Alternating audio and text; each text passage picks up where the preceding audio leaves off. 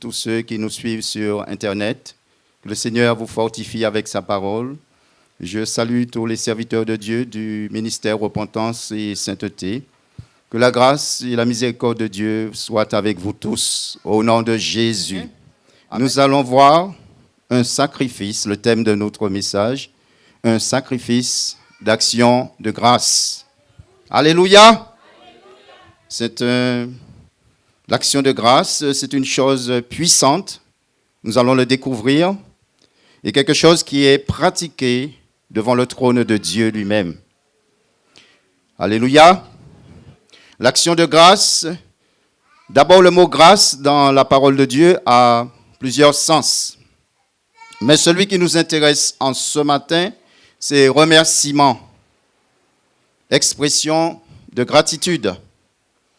Rendre grâce à Dieu, il y a une expression populaire qui veut dire dire les grâces, c'est-à-dire dire merci à Dieu pour la nourriture.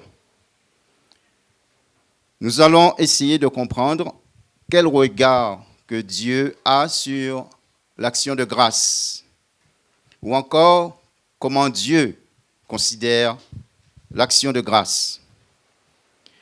Dire merci à Dieu, c'est quelque chose, nous allons voir, de très important, qu'il ne faut pas négliger. Mais avant de rentrer dans le message, nous voyons que dire merci, c'est un acte social. C'est une forme de politesse. Ça fait partie de notre éducation. En tant que parents, nous éduquons nos enfants dès le plus jeune âge, des bébés, à apprendre à dire merci. Et quand ils sont dans un certain âge, ils sont plus grands, s'ils manquent à ce devoir, s'ils manquent de dire merci, s'ils oublient de dire merci, nous ne manquons pas de les rappeler à l'ordre. Nous tenons à ce que les enfants nous disent merci. Excuse-moi. Nous tenons à ce que les enfants nous disent merci, c'est important pour nous. Dans la société, malheureusement, il y a des personnes qui n'aiment pas dire merci. Il y a d'autres qui disent merci du bout des lèvres. Il y a d'autres qui disent merci avec leur cœur. Mais il y a aussi une maladie qui frappe notre société, et pas seulement la nôtre qui a existé toujours. Il y a des personnes qui disent merci à leurs bienfaiteurs sur le moment et un jour, ils décident de les oublier, de les ignorer définitivement. Cette maladie s'appelle l'ingratitude. Et quand nous regardons dans la Bible, dans 2 Timothée chapitre 3, cela fait partie des péchés de la fin des temps. Quand le caractère humain commence et dans le déclin, la Bible nous dit que sache dans les derniers temps que les hommes seront blasphémateurs, arrogants, ingrats, irreligieux, ingrats. Les hommes seront ingrats. Ingrats envers qui? Ingrats envers leurs semblables et ingrats envers le Dieu Tout-Puissant, le Dieu des cieux. Le Seigneur qui connaît le cœur de l'homme a dit à son peuple dans le livre du Deutéronome, prenez-le avec moi, Deutéronome chapitre 6.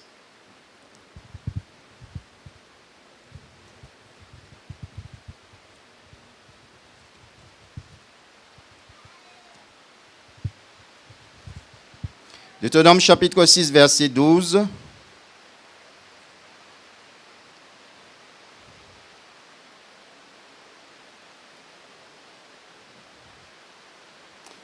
L'Éternel, s'adressant à la nation d'Israël, dit: lorsque tu mangeras et te rassasieras, garde-toi d'oublier l'Éternel qui t'a fait sortir du pays d'Égypte, de la maison de servitude. Alléluia. On peut lire encore. Tu craindras l'Éternel ton Dieu, tu le serviras et tu jureras par son nom. Amen. Le Seigneur dit à Israël, quand tu mangeras, tu te rassasieras, quand tu seras dans la bénédiction, dans l'abondance, garde-toi d'oublier l'Éternel qui t'a fait sortir du pays d'Égypte, de la maison de servitude. Autrement dit, Dieu exige de la reconnaissance de la part de son peuple. Dieu exige que son peuple se souvienne de ce qu'il a fait pour lui.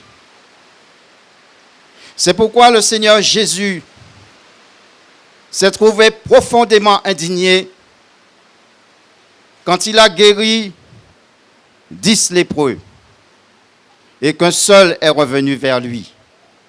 Nous allons prendre ce passage qui se trouve dans l'évangile de Luc au chapitre 17.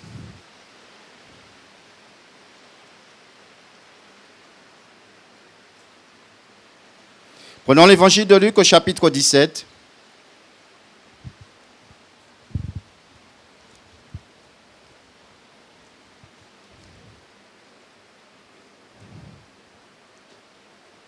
À partir du verset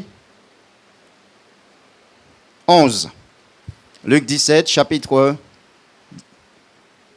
Luc chapitre 17, verset 11.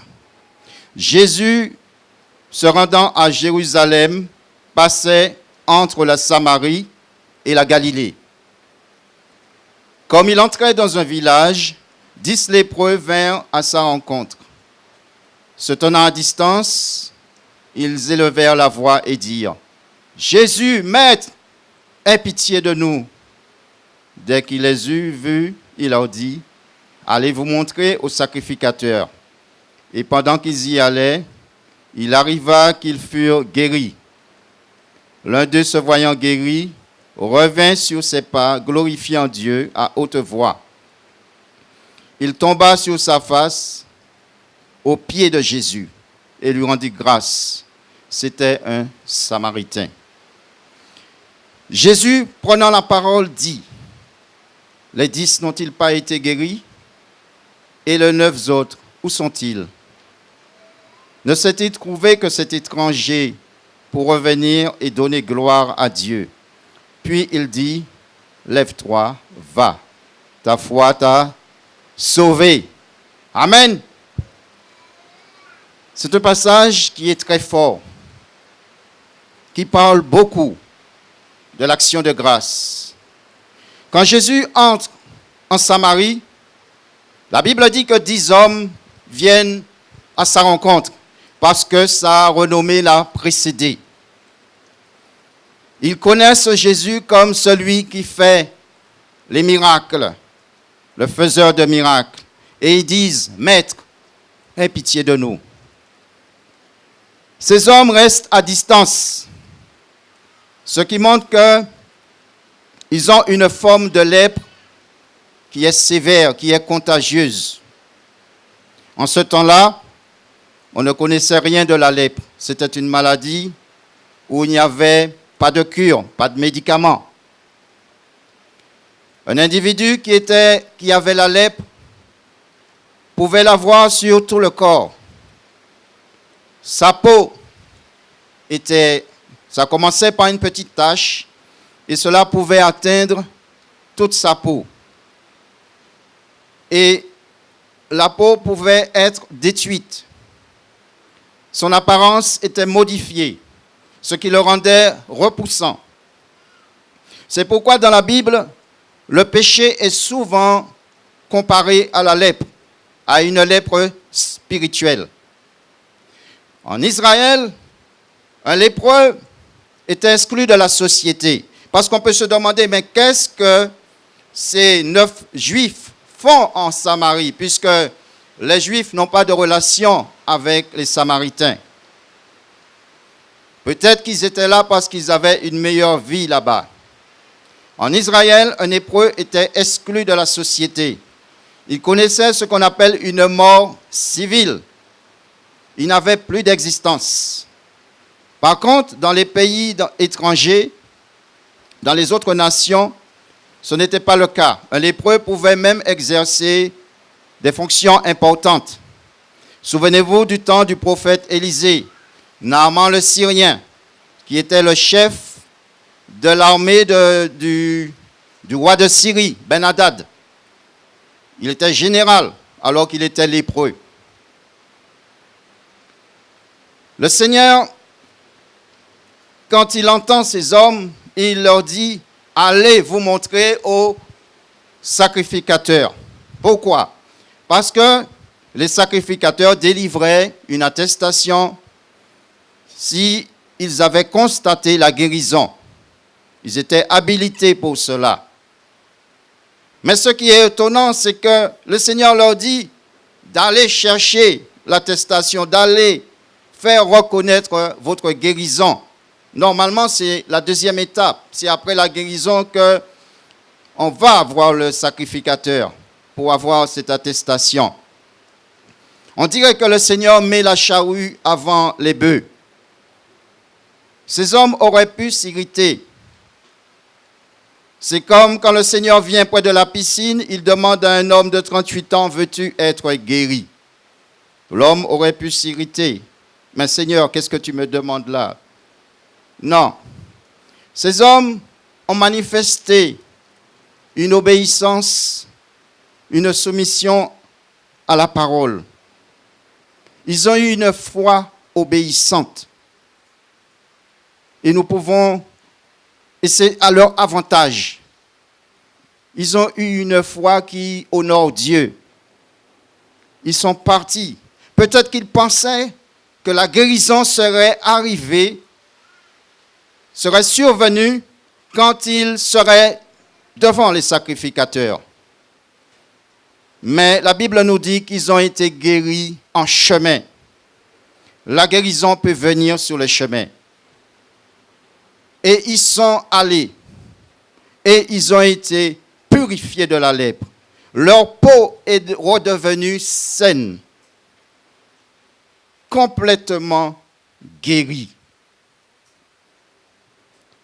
Et ce qu'il y a de surprenant, c'est que parmi eux, il y a un homme qui constate sa guérison. Il revient sur ses pas pour pouvoir glorifier Dieu. Il glorifie Dieu à haute voix. Il est content. Il dit des alléluia parce que il sait qu'il pouvait mourir dans la lèpre ou par la lèpre. Il sait qu'il était condamné. Et il voit la transformation physique, cette transformation. Il bénit Dieu. Il célèbre Dieu. Il est dans la joie. Parce que sa situation n'avait pas d'issue. Elle était désespérée. Et Dieu a eu pitié de lui. Le Seigneur a eu pitié de lui. Il revient en louant Dieu. Et il remercie le Seigneur. Et la Bible dit qu'il va faire quelque chose d'extraordinaire. Il va se jeter aux pieds du Seigneur. Et il va l'adorer. Alléluia. Et ce geste veut dire beaucoup de choses. Ça veut dire, c'est toi qui es Dieu. C'est toi qui es Dieu. Car on n'adore pas les hommes. Il reconnaît Jésus comme étant Dieu. Pourtant, cet homme est étranger à l'alliance d'Abraham.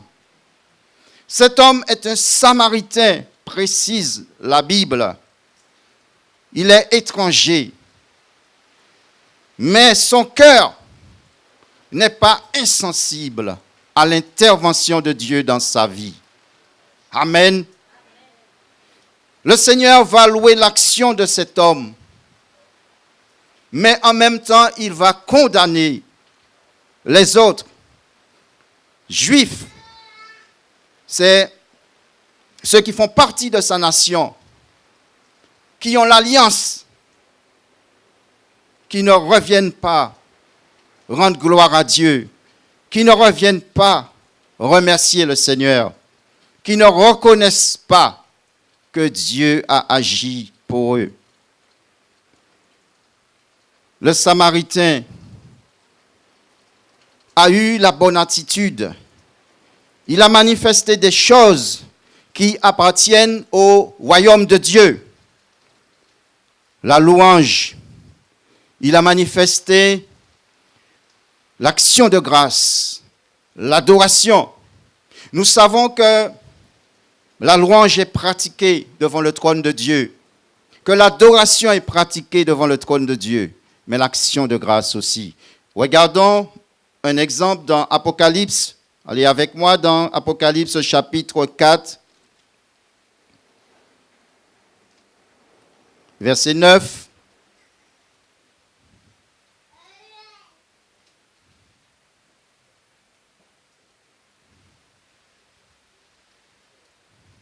On peut lire à partir du verset 8, Apocalypse chapitre 4. La Bible dit, « Les 4 êtres vivants ont chacun 6 ailes, et ils sont remplis de Dieu tout autour et au-dedans. Ils ne cessent de dire jour et nuit, « Saint, Saint, Saint est le Seigneur Dieu, le Tout-Puissant, qui était, qui est et qui vient. » Quand les êtres vivants rendent gloire et honneur et action de grâce à celui qui est assis sur le trône, à celui qui vit au siècle des siècles. Continuons. Les 24 vieillards se prosternent devant celui qui est assis sur le trône et ils adorent celui qui vit au siècle des siècles et ils jettent leur couronne devant leur trône en disant, « Tu es digne, notre Seigneur et notre Dieu, de recevoir la gloire, l'honneur et la puissance, car tu as créé toutes choses et c'est par ta volonté qu'elles existent et qu'elles ont été créées. » Amen. Alléluia. Gloire à Jésus. Le Seigneur nous montre par cette puissante révélation ce qui se pratique devant le trône de Dieu. Et nous aussi, nous devons pratiquer ces choses. Mais ce qu'il y a de surprenant, comment un étranger à l'alliance connaît ces choses? Il revient en louant, il revient, il rend grâce et il adore le Seigneur. Le même schéma que nous voyons là dans l'Apocalypse. Ils ont commencé à louer. Et ensuite, ils ont rendu grâce et ensuite ils se sont prosternés. La même chose. Comment cet étranger connaît ces choses qui sortent, qui sont dans le royaume de Dieu? L'Esprit de Dieu a trouvé une disposition dans son cœur. Il l'a mené à faire ces choses puissantes. Le Saint-Esprit a trouvé. C'est pour cela que la Bible nous dit, Dieu cherche un cœur. Dieu cherche un cœur. Si Dieu va trouver, il trouve une disposition dans ton cœur, il va te mener plus loin. Il va te mener à pratiquer des choses qui se font devant son trône. Il va te mener dans sa gloire. Alléluia. Parce que ces choses-là font partie de la gloire de Dieu. Ça fait partie de sa gloire. Il y a une chose surprenante. Le Seigneur Jésus lui dit, ta foi t'a sauvé. C'est extraordinaire. Le Samaritain, il a déclenché quelque chose par cette action. Il a déclenché quelque chose de puissant. Cet homme qui avait été purifié de la lèpre, il a été purifié de ses péchés. Son âme a été purifiée de la lèpre du péché. Il ne s'attendait pas à ça. Il était venu pour la guérison du corps. Il a reçu la guérison de l'âme. Alléluia! C'est extraordinaire. Je vous ai dit tout à l'heure que la Bible parle du péché comme étant une lèpre spirituelle. ça ne sort pas. Il n'y a rien qui puisse l'ôter, humainement parlant. Aucun homme ne peut rendre un autre pur. Et cet homme a été purifié par l'intervention de Dieu, du Seigneur Jésus. Est-ce que Dieu ne mérite pas d'être célébré pour cela? Amen. Amen. Est-ce que le Seigneur ne mérite pas d'être célébré pour cela? Alléluia. Alléluia. Parce que nous aussi, nous étions dans cette condition de lépreux spirituel. Nous n'avions aucune espérance. Beaucoup d'entre nous savions que nous étions destinés à l'enfer. Nous n'avions aucune issue. Nous savons que nous pouvions mourir dans nos péchés jusqu'à ce que Dieu, le jour où Dieu est intervenu, il nous a appelés à lui et il nous a purifiés par son sang. Gloire à Jésus. Merci Seigneur. Alléluia. Gloire à toi Seigneur. Cette intervention de Dieu dans notre vie doit être célébrée tous les jours.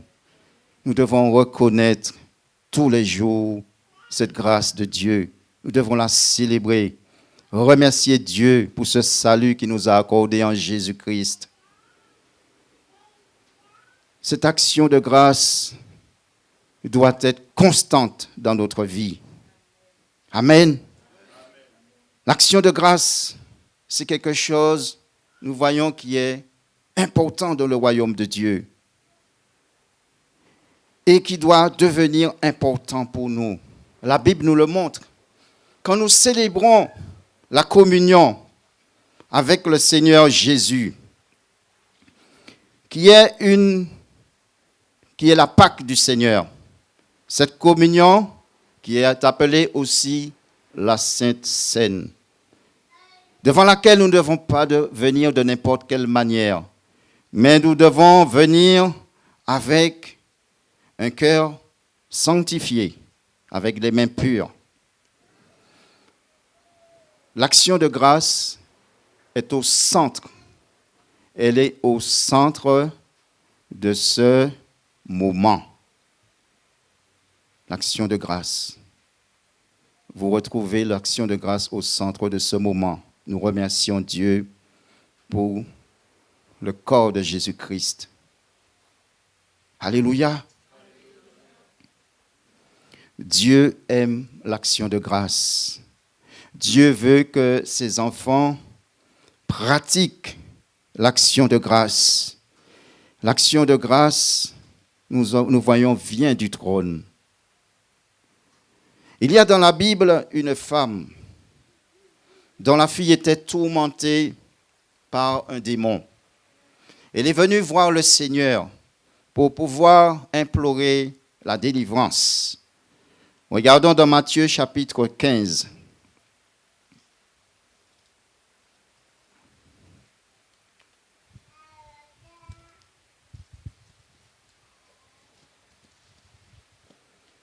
À partir du verset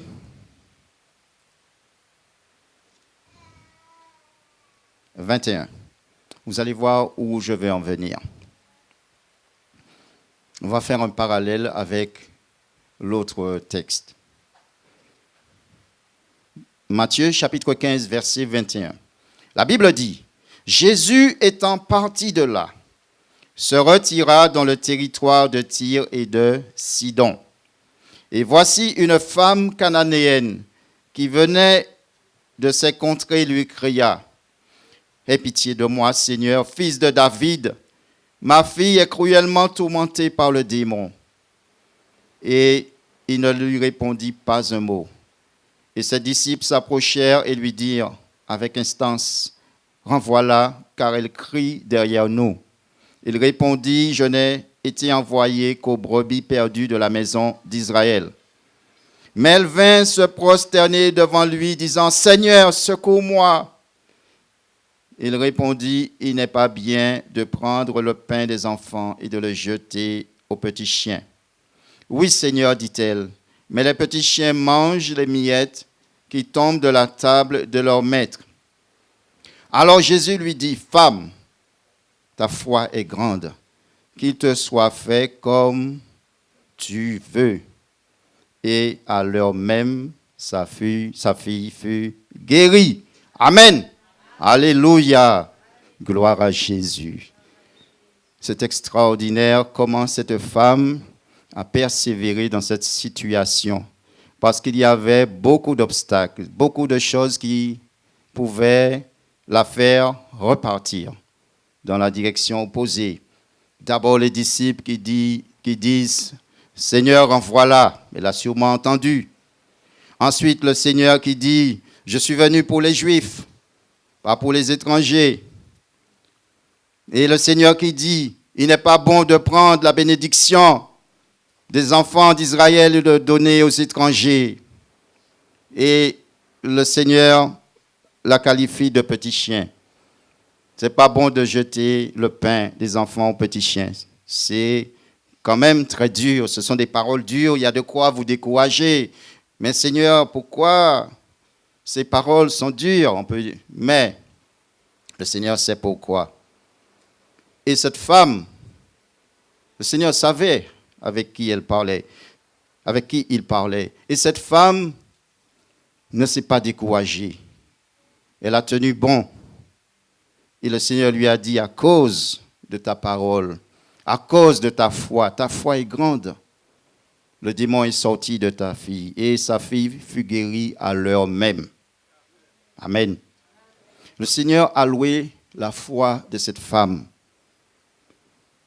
Et quand nous regardons, nous lisons la parole de Dieu, nous voyons bien souvent ce sont des personnes étrangères à l'alliance qui manifestent la foi la plus grande.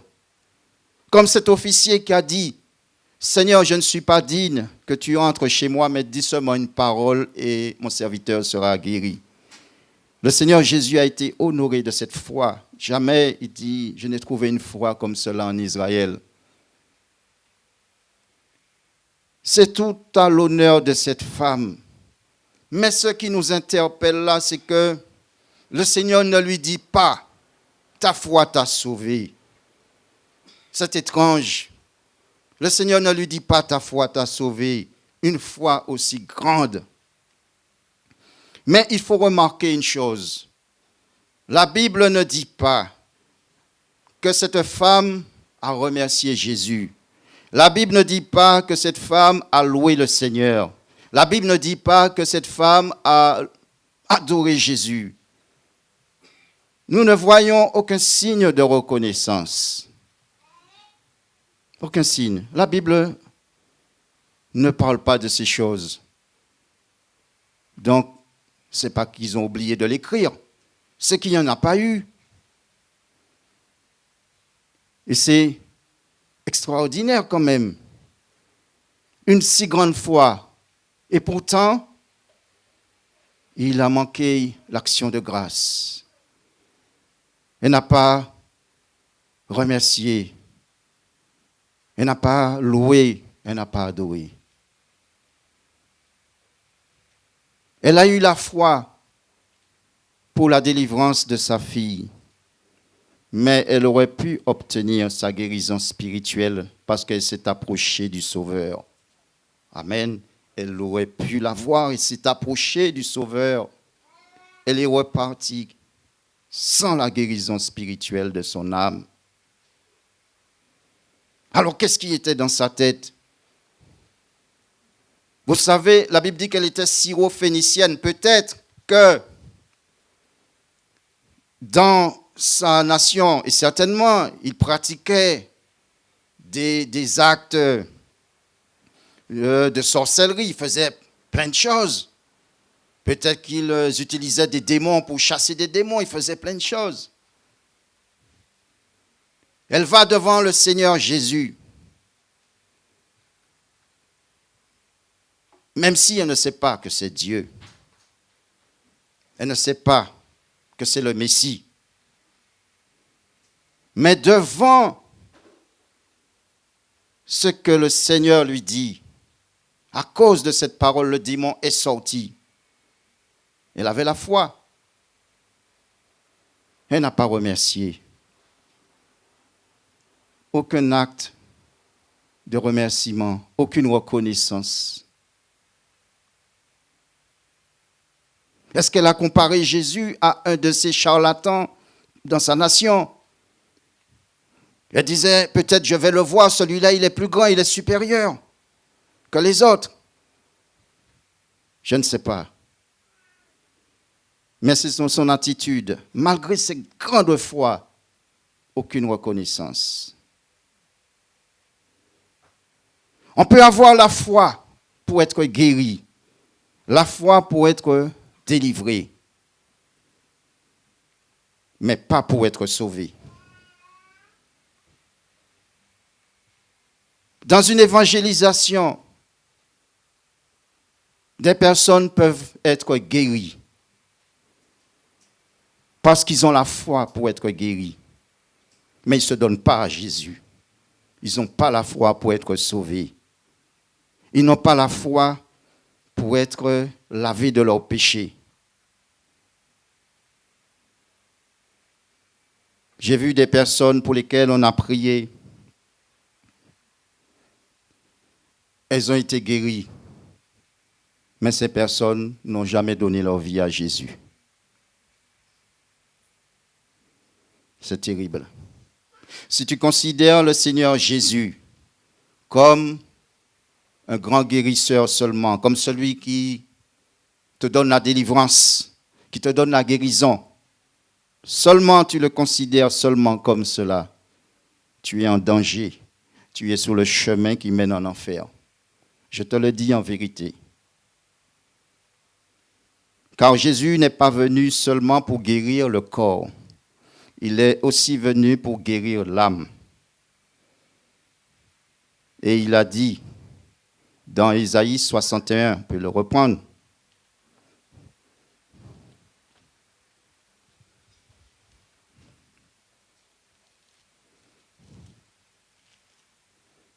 Ésaïe 61, il est écrit,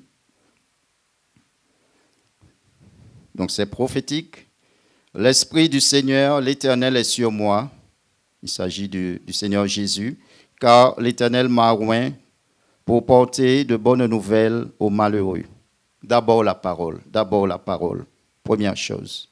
« Il m'a envoyé pour guérir ceux qui ont le cœur brisé, pour proclamer aux captifs la liberté. » Les captifs.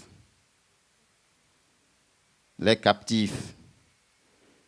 Parce que quand nous venons à Christ, Jésus nous délivre de la puissance des ténèbres, nous délivre de la puissance de Satan, pour proclamer aux captifs la liberté et aux prisonniers la délivrance, pour publier une année de grâce de l'Éternel. Cette année a commencé quand le Seigneur est venu, l'Église inaugurée par le Saint-Esprit. Et cette année va bientôt se terminer. Cette année s'appelle la grâce. Pour publier une année de grâce de l'Éternel et un jour de vengeance de notre Dieu. Pour consoler tous les affligés, pour accorder aux affligés de Sion, pour leur donner un diadème au lieu de la cendre, une huile de joie au lieu du deuil, un vêtement de louange au lieu d'un esprit abattu, afin qu'on les appelle les térébintes de la justice, une plantation de l'Éternel pour servir à sa gloire. Amen. Tout cela pour sa gloire. Alléluia. Le Seigneur est bon. Dieu est bon. Dieu ne désire pas, comme nous dit la parole, que le méchant meure, mais qu'il se repente. C'est pour cela que Dieu continue encore à envoyer sa parole afin de pouvoir délivrer les hommes qui sont captifs, afin de les amener à lui. Amen. Au peuple d'Israël, le Seigneur a donné un ordre, a fait une demande. Dans Nombre chapitre 10, regardons au verset 10.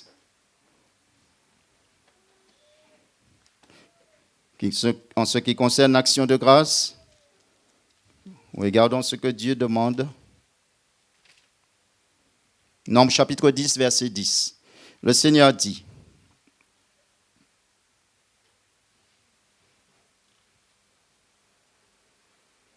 dans vos jours de joie, dans vos fêtes et à vos nouvelles lunes, vous sonnerez des trompettes en offrant vos holocaustes et vos sacrifices d'action de grâce. Et elles vous mettront en souvenir devant notre Dieu. Je suis l'Éternel, votre Dieu. Amen. Dieu demande à Israël des sacrifices d'action de grâce. Dans d'autres versions de la Bible, il est écrit des sacrifices de communion. Alléluia. Donc c'est un haut niveau. Nous avons vu dans la Pâque du Seigneur, le repas de Sainte Seine, l'action de grâce est au centre. Et le repas de Sainte Seine, c'est une communion avec le Seigneur. Le Seigneur demande des sacrifices de communion. Il permettait à Dieu de se souvenir de son peuple. Non pas que Dieu oublie, mais Dieu voulait que son peuple ait un crédit au ciel pour continuer à lui faire du bien. De quelle manière, je ne sais pas. Mais pour imager, c'est comme si ils avaient un crédit à la banque et quand Dieu regarde, il dit, ah, zéro action de grâce. Je ne peux pas leur faire du bien. Ou encore, quand il regarde, il dit, ah, ils m'ont porté des actions de grâce. Je vais continuer à les bénir. Quand il regarde, il voit ces choses, cette représentation devant lui. Non pas que Dieu est amnésique, non. Le Seigneur, il leur demande cela pour continuer à leur faire du bien encore. C'est pourquoi dans le Nouveau Testament, Dieu n'a pas changé. Il s'adresse à nous, à son Église, et nous dit dans Éphésiens chapitre 5, verset 20, de lui porter continuellement des actions de grâce. Prenons le verset, Éphésiens chapitre 5, verset 20.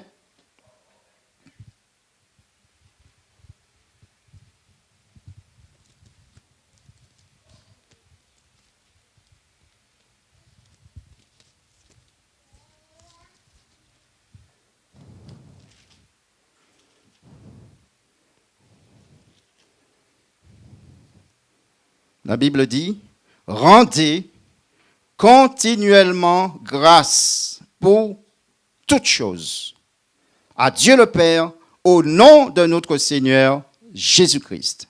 Amen. Rendez. Autrement dit, c'est un devoir. Rendez. Il dit encore continuellement.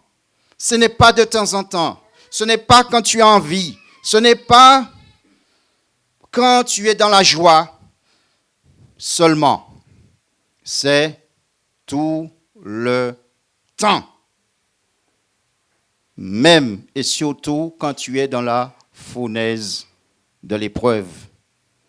Quand tu es dans les difficultés. Quand tu es dans la souffrance. Et même quand Dieu te châtie. Il a dit tout le temps. C'est surprenant. Il y a des moments, l'enfant de Dieu n'a même pas envie de prier. Parce qu'il est dans l'abattement, parce qu'il souffre, il passe des moments difficiles. Alors que la Bible nous dit que nous devons continuellement dire merci à Dieu pour toutes choses. Merci à Dieu le Père. Au nom de notre Seigneur Jésus-Christ. Tout le temps. Continuellement. Et c'est là que ça devient un sacrifice. C'est là que ça devient agréable à Dieu. Parce que c'est facile de dire merci quand tout va bien. C'est facile de dire merci à Dieu quand Dieu t'a béni. C'est facile de dire merci à Dieu quand tu es en bonne santé. C'est facile de dire merci à Dieu quand tu travailles. C'est facile de dire merci à Dieu quand tu as le pain sur la table tous les jours. C'est facile de dire merci à Dieu quand tu n'as pas de gros problèmes. Les problèmes sont petits, ils ne sont pas trop gros. Mais la Bible nous dit de dire merci à Dieu pour tout. Même si c'est un petit problème. Parce qu'il y a des petits problèmes qui peuvent devenir des casse-têtes. Quand c'est petit, commence à dire merci à Dieu. N'attends pas que ça grossisse, que ça envahisse toute ta vie. Le Seigneur est en train de dire, mais Dieu est extraordinaire, que même s'il y a la tempête dans ta vie, tu dois lui dire merci. Même si ça gronde dans ta vie, tu dois dire merci Seigneur, parce que c'est toi qui mènes la barque. Pourquoi? La Bible dit dans Romains chapitre 28, verset 28, que toute chose concourt au bien de ceux qui aiment Dieu, de ceux qui sont appelés selon ses desseins. Toute chose, dans le tout, bon ou mauvais, concourt au bien. Alors souvent, quand on lit ce verset, on pense à la fin, il y aura une bénédiction. Non, pas forcément. Concourt au bien. Ce sont des choses qui sont là pour nous préparer, pour entrer dans le royaume de Dieu. Des choses qui sont là pour pouvoir former le caractère de Christ. Des choses qui sont là pour pouvoir nous épurer. Amen. Ce n'est pas forcément que quand Dieu a dit à la fin de l'épreuve là, tu seras béni, que tu auras une voiture, tu auras... Non. Concours à ton bien, mais pensons à notre spirituel, à notre corps, à notre âme. Toute chose concourt au bien de ceux qui aiment Dieu. Ce qui intéresse Dieu en premier, ce n'est pas notre corps, c'est notre âme. Alléluia. Il dit de ceux qui aiment Dieu. Alors le Seigneur dit, ceux qui m'aiment, ce sont ceux qui gardent ma parole. Toute chose concourt au bien de ceux qui aiment Dieu. Il n'a pas dit au bien de tout le monde. Il y a une différence. Quand une personne vit selon le train de ce monde, ou encore un enfant de Dieu a abandonné le Seigneur, et il dit, oui, il passe des moments difficiles, c'est pour la gloire de Dieu. Il est dans la désobéissance. Dieu peut permettre des choses pour pouvoir le ramener dans sa bonté, dans sa miséricorde. Mais la Bible stipule, il dit, ceux qui aiment Dieu, toute chose. Donc, autrement dit, il n'y a rien de ce qui peut t'arriver que Dieu ne va pas utiliser pour ton perfectionnement, pour que ton corps, ton âme, ton esprit soient gardés irrépréhensibles jusqu'à l'avènement de notre Seigneur Jésus-Christ. Dieu va tout utiliser. Même des situations, peut-être que tu vas trouver sans importance.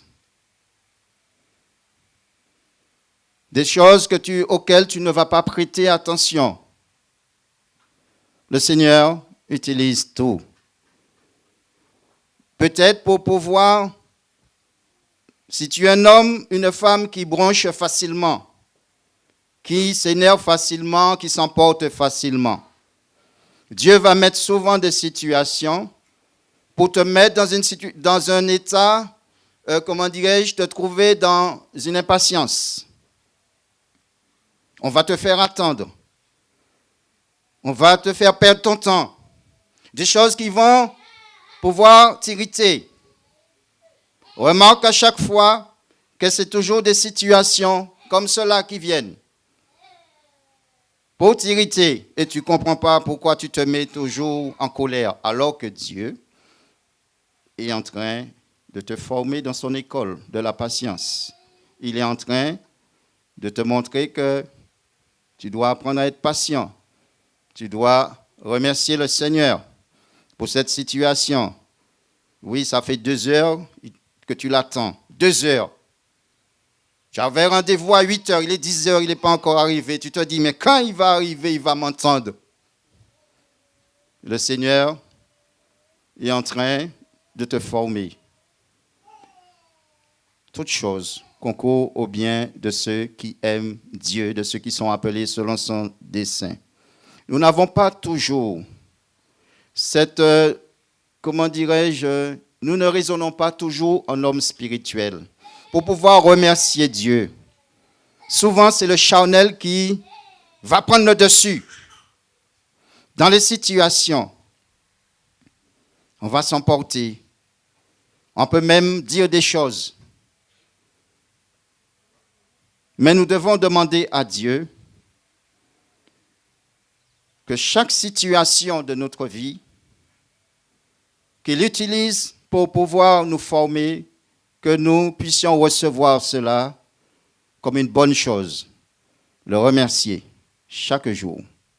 Amen. Ce n'est pas facile, mais nous avons Dieu avec nous. Alléluia.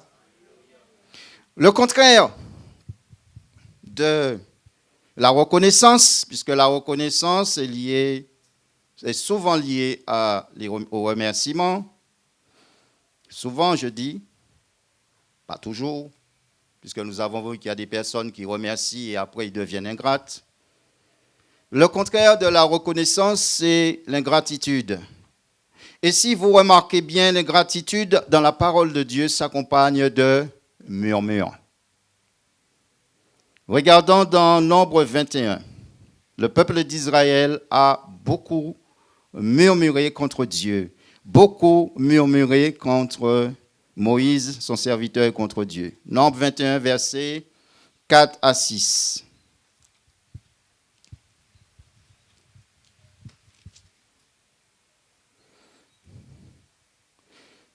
La Bible nous dit, « Ils partirent de la montagne de Hor par le chemin de la mer Rouge pour contourner le pays d'Édom. Le peuple s'impatienta en route et parla contre Dieu et contre Moïse. Pourquoi nous avez-vous fait monter hors d'Égypte pour que nous mourions dans le désert, car il n'y a point de pain et il n'y a point d'eau, et notre âme est dégoûtée de cette misérable nourriture. » Amen. Misérable nourriture. Vous voyez comment le peuple est en train de mépriser l'Éternel, comment le peuple est en train de mépriser Dieu. Le désert, c'était le chemin, le seul chemin pour arriver dans le Canaan. Le désert, ce n'était pas la destination.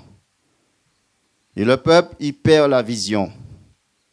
Et là, il va se mettre à murmurer. Il va regretter la nourriture de l'Égypte. Il va regretter. Alors qu'il était dans la servitude, la Bible nous dit que l'Éternel a entendu les cris des enfants d'Israël. Ils ont oublié qu'ils souffraient. Ils se rappellent seulement qu'ils mangeaient bien. Et Dieu les fait traverser pour les emmener là où ils seront dans l'abondance. C'est le seul chemin. Mais en même temps, Dieu les fait passer par là pour pouvoir les éprouver, pour voir s'ils sont fidèles. Dieu les éprouve en même temps. Et là, ils commencent à murmurer contre Dieu, contre le serviteur de Dieu. Comme pour dire, on ne t'avait rien demandé. C'est terrible, hein?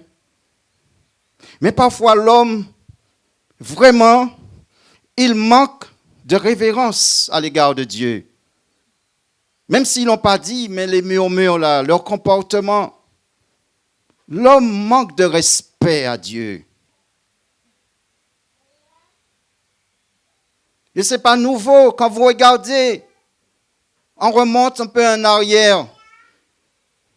Caïn qui dit à l'Éternel, suis-je le gardien de mon frère? Mais ce n'est pas un manque de respect, ça. L'homme manque de respect au Créateur. Il manque de respect à l'Éternel. Misérable nourriture. Il y a combien d'hommes qui vivent dans le désert qui aimeraient avoir cette nourriture-là?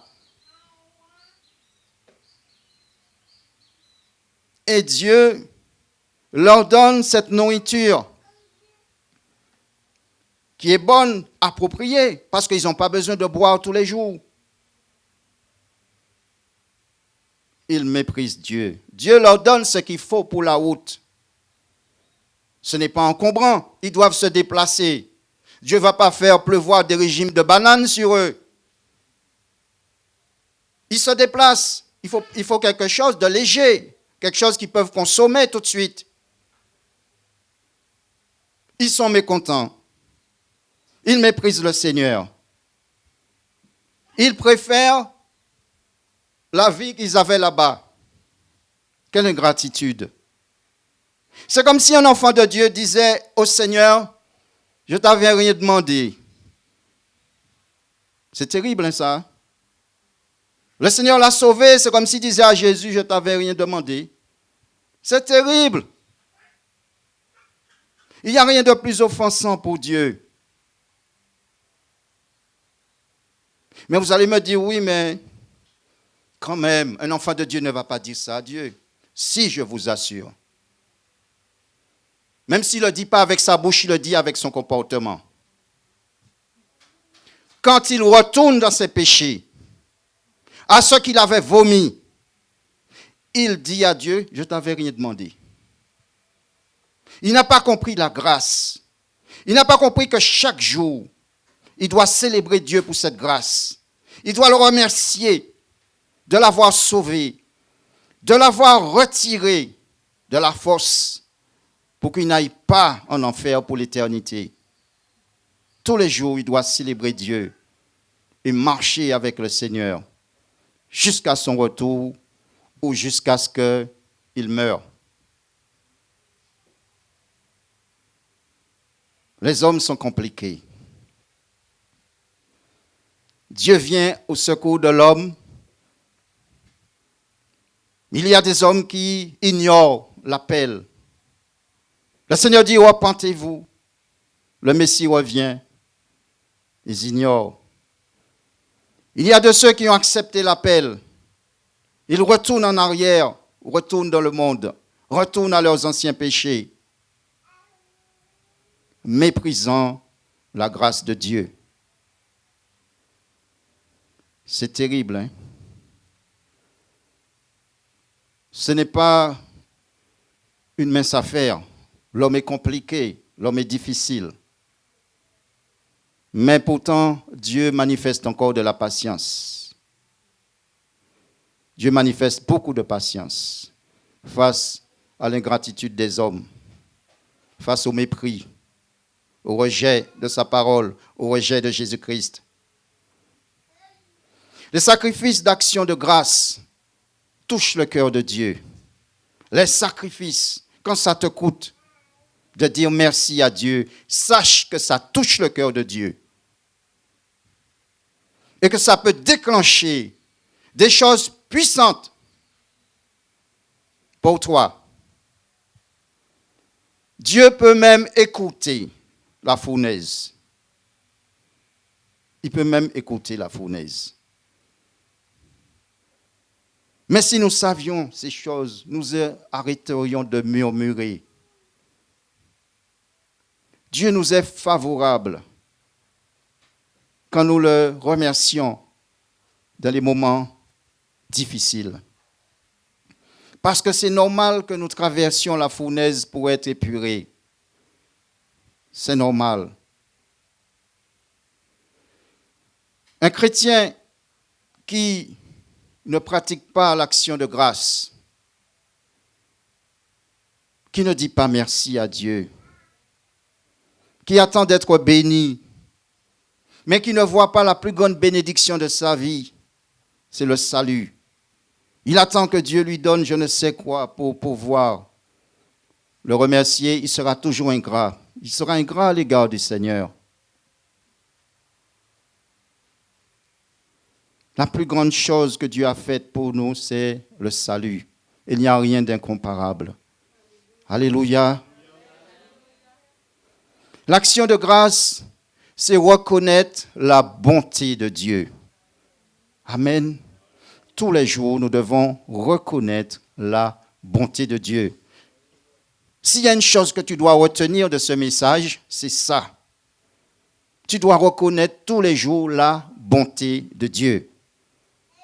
Même si c'est difficile, et surtout quand c'est difficile. Et le Seigneur fera le reste. Pour terminer, nous allons prendre ce verset dans 1 Jean, chapitre 3, verset 1er.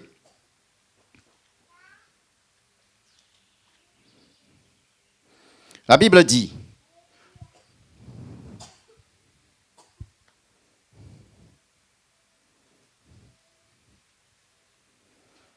1 Jean chapitre 3, verset 1er.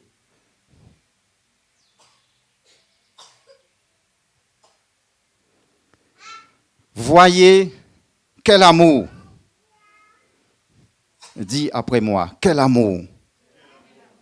Voyez quel amour le Père nous a témoigné pour que nous soyons appelés enfants de Dieu.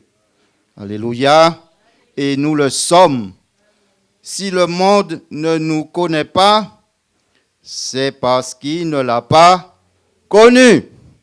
Ce n'est pas notre problème. Si le monde ne nous connaît pas, ne nous reconnaît pas, ce n'est pas ça. C'est Dieu qui nous reconnaît. Le plus important, c'est que Dieu nous reconnaît. Quand il nous regarde, il voit le sceau du Saint-Esprit sur nous. C'est ce qui est important. Alléluia. Quelle grâce merveilleuse. Nous allons dire merci au Seigneur. Merci Seigneur pour ta grâce. Seigneur, merci de m'avoir purifié de mes péchés. Merci de m'avoir lavé, Seigneur. Merci d'avoir fait de moi ton enfant.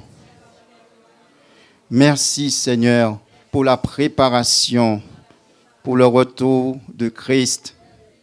Alléluia. Merci, Seigneur.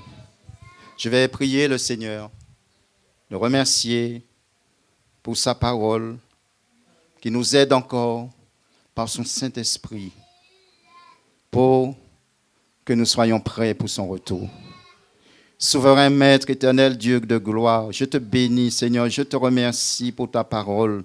Seigneur éternel, mon Dieu, partout où elle sera annoncée, mais aussi au milieu de nous, premièrement, qu'elle agisse, Seigneur Dieu, 3 fois saint. Accorde-nous, Seigneur, mon Dieu, ce cœur que tu recherches, afin que nous soyons toujours reconnaissants à ton égard, que nous fassions monter, Seigneur, continuellement des actions de grâce vers Dieu le Père, au nom de notre Seigneur Jésus-Christ. De ne pas avoir les yeux fixés sur la fournaise, mais d'avoir les yeux fixés sur toi, Papa. Merci, Père, merci, Seigneur, Dieu Tout-Puissant, pour ta parole. Bénis-la, Seigneur, et que nous soyons, Seigneur, mon Dieu, prêts pour ton retour. Gloire, honneur, louange à toi. Bénis, Seigneur, tous les internautes. Fais-leur du bien au nom puissant de Jésus. Amen. Alléluia. Soyez richement bénis. Que le Seigneur vous fasse du bien au nom puissant de Jésus. Amen. Amen.